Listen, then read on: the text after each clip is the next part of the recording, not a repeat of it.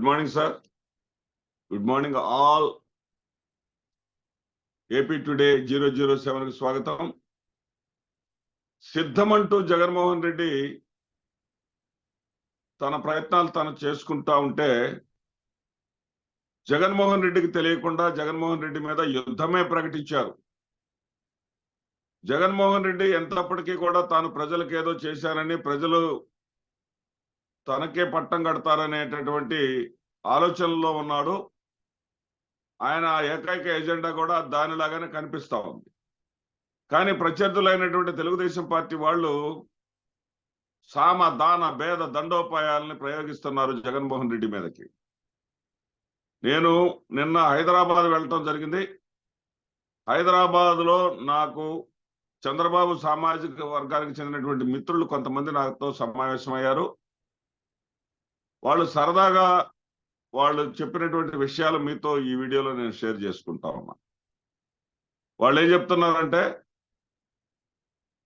ఒక ప్రచారాన్ని ఇక్కడ రేవంత్ రెడ్డి కాంగ్రెస్ గెలుస్తుందని మేము ప్రచారం చేయబట్టి అధికారంలోకి వచ్చాడు.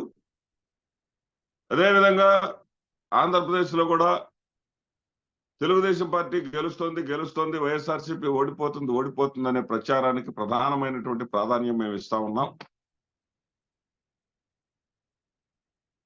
దానికోసం మా ప్రయత్నాలను మేము చేస్తా ఉన్నాం. ప్రతి మండల స్థాయి నుంచి కూడా మేము ప్రతి గ్రామం నుంచి కనీసం 2 జీతాలు ఇచ్చి మరీ నియమించేసాం. ఆల్రెడీ వాళ్ళకందరికీ ట్రైనింగ్ ఇస్తున్నాం. ఇక్కడ ఇంజనీరింగ్ కాలేజీలో ట్రైనింగ్ ఇస్తా ఉన్నాం. వాళ్ళ పని ఏంటంటే, తెలుగుదేశం పార్టీ గెలుస్తుంది, వైఎస్ఆర్సీపీ ఓడిపోతుంది. వాళ్ళు ఎక్కడి నుంచో రారు, వాళ్ళు ఎక్కడి నుంచో వచ్చి ఆ ఊళ్ళో వచ్చి చెప్తుంటే నమ్మరు కదా. ఆయా గ్రామాల నుంచే వివిధ సామాజిక వర్గాల నుంచి 2 సెలెక్ట్ చేశాము. ఆ సెలెక్ట్ చేసిన వాళ్ళకి నెలవారీ జీతాలు ఇస్తున్నాము. ఈ జీతాలతోటి వాళ్ళు ఉదయం లేచిన దగ్గర నుంచి టీ కొట్ల దగ్గరికి, పాన్ షాపుల దగ్గరికి, హోటల్స్ దగ్గరికి వెళ్ళి వాళ్ళు చేసేటటువంటి ప్రచారం ఏంటంటే, ఇంకేముంది, అయిపోయింది, జగన్మోహన్ రెడ్డి గారి పని అయిపోయింది, తెలుగుదేశం పార్టీ రాబోతుంది అని ప్రచారం చేయటమే వాళ్ళ పని. దానికి గాను దాదాపు ఇప్పటికే 5,000కు పైగా నియామకాలు జరిగినాయి. 5,000కు పైగా జరిగినటువంటి నియామకాల్లో ఇంకా నియామకాలు జరుగుతూ ఉన్నాయి. వీళ్ళ వృత్తి ఏంటంటే, ఇప్పటికే ప్రచారం స్టార్ట్ అయింది, ఇంకా తీవ్ర స్థాయిలో ఇంకా కొంతమంది ఉద్యోగులను చేర్చుకోబోతున్నాం. అది మొట్టమొదటి అంశం. ఇక రెండో అంశం, కొంత బడ్జెట్ కేటాయించారంట. ఆ బడ్జెట్ ఏంటి? Bettings, fake bettings. వైఎస్ఆర్సీపీకి 65 రావు, 75 రావు. ఎవరైనా వస్తే మేము రెట్టింపు డబ్బులు ఇస్తాం. ఎవరైనా వైఎస్ఆర్సీపీ నుంచి వస్తే మేము ఈ విధమైనటువంటి బెట్టింగ్ సిద్ధమైనా కానీ ఎవరు రావట్లా. తనకు అనుకూలమైనటువంటి 2 వ్యక్తులతో మధ్య ఒక బెట్టింగ్ చూపించటం. ఇదిగో ఆ పలానూళ్ళో బెట్టింగ్ పెట్టారు, ఆ బెట్టింగ్ దెబ్బకి ఏమో నిజం ఉంటుందేమో, దీంట్లో ఏమన్నా వాస్తవం ఉందేమో, మనకెందుకు వచ్చిన బాధరా బాబు. ఆ ఊరు వాళ్ళే, ఆ ఊళ్ళో బాగా వైఎస్ఆర్సీపీ స్ట్రాంగ్ గా ఉంటది, ఆ ఊళ్ళోనే బెట్టింగ్కి మరి భయపడ్డారంటే మనకెందుకు రా బాబు అనేటటువంటి పరిస్థితి. అంటే నిజంగానే తెలుగుదేశం పార్టీ గెలుస్తుంది అనేటటువంటి భ్రమలు కల్పించడానికి కొంత బడ్జెట్. ఇక రాజధాని ప్రాంతంలో భూములు ధరలు వచ్చేసాయి. తెలుగుదేశం పార్టీ అధికారంలోకి రాబోతుంది కాబట్టి భూములకి ధరలకు ఊపు అందుకుంది. కాబట్టి ఇక వచ్చే తెలుగుదేశం అనేటటువంటి ఒక సంకేతాన్ని పంపడం కోసం దానికి కొంత బడ్జెట్ కేటాయించి ఫేక్ అగ్రిమెంట్స్, ఒక భూమిని 10 రెట్లకో 20 రెట్లకో ఉన్న రేటు కన్నా ఎక్కువ పెట్టుకొని ₹1,00,000 అడ్వాన్స్ ఇస్తారు. ఇక మళ్ళీ వాళ్ళు కనపడరు. దానికి కొంత బడ్జెట్. ఇక ప్రధానమైంది ఈనాడు, ఆంధ్రజ్యోతి పత్రికలు. ఈ 2 పత్రికలు ఇక విషాన్ని చిమ్ముతా ఉంటాయి. ఏ రకంగానంటే ఓటమి భయంతోనే దాడులు అని చెప్పి రాస్తారు. అక్కడ ఓడిపోయారు, ఇక్కడ ఓడిపోబోతున్నారు, అక్కడ మార్చారు, ఇక్కడ మార్చారు అని చెప్పేసి రాస్తా ఉంటారు. ఇక వాళ్ళ విష ప్రచారానికి అంతే ఉండదు.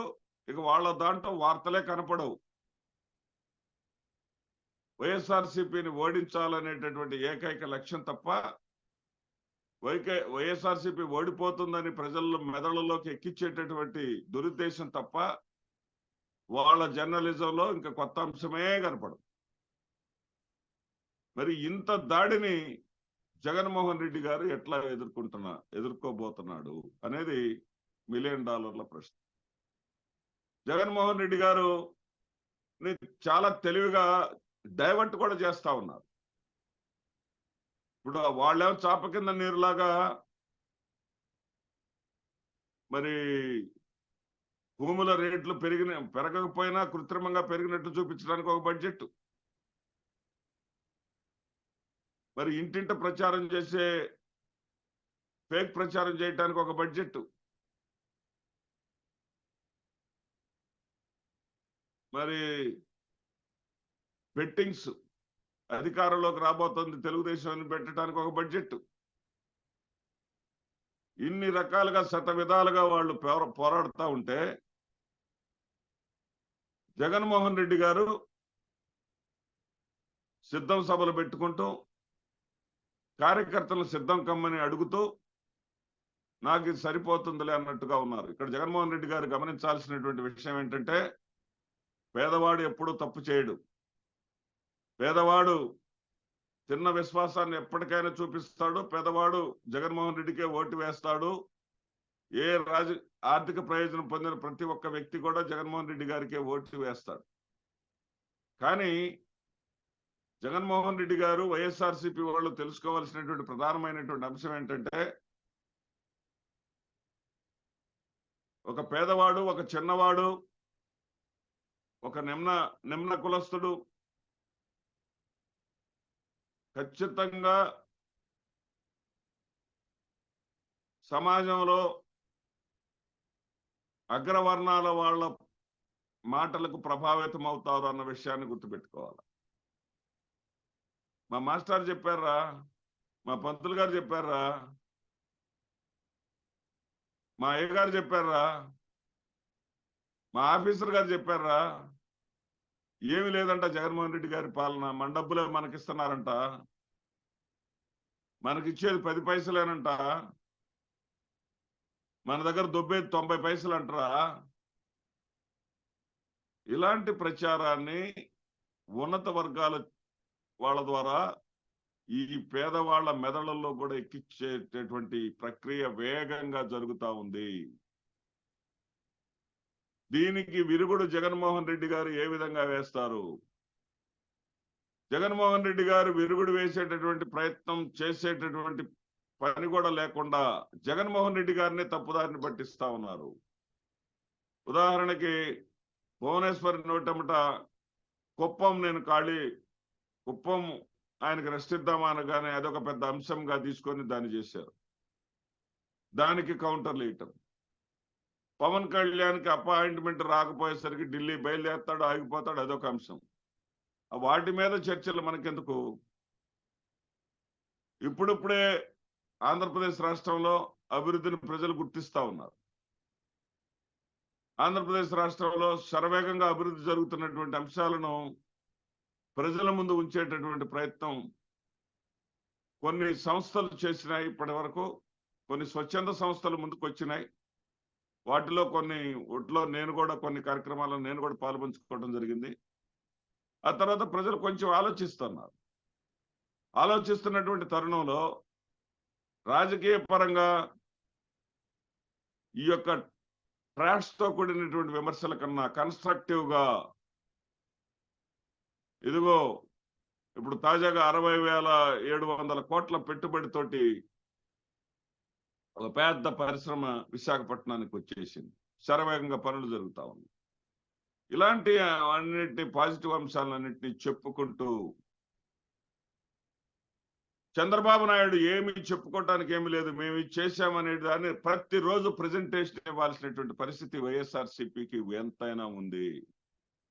చేసిన పనులు చెప్పుకోలేని స్థితిలో ఉన్నారు. నేను హైదరాబాద్ వెళ్ళినప్పుడు చాలా స్పష్టంగా అడుగుతా ఉన్నారు అందరూ, అయిపోయిందంట కదా, జగన్ ఓడిపోతున్నాడంట కదా, చంద్రబాబు గెలిచేస్తున్నాడంట కదా అని చెప్పారు.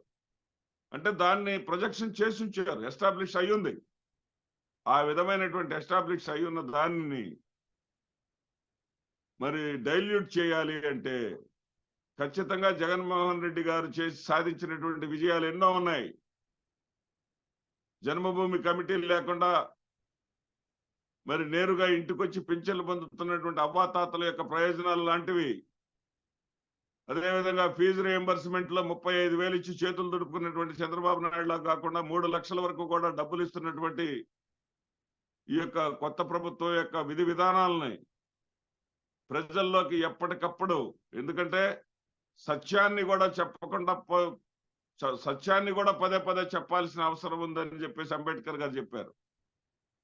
సత్యాన్ని కూడా పదే పదే చెప్పకపోతే అసత్యం రాజ్యం వేలేటటువంటి ప్రమాదం ఉంది. అసత్యాలనే నమ్ముకున్నటువంటి తెలుగుదేశం పార్టీ మరి ఆ యొక్క ప్రమాదానికి వైఎస్ఆర్సీపీని గురి చేసేటటువంటి ప్రయత్నాలు చేస్తూనే ఉంటుంది. వైఎస్ఆర్సీపీ ఎట్లా ఎదుర్కొంటుందో కాలమే చెప్పాలి.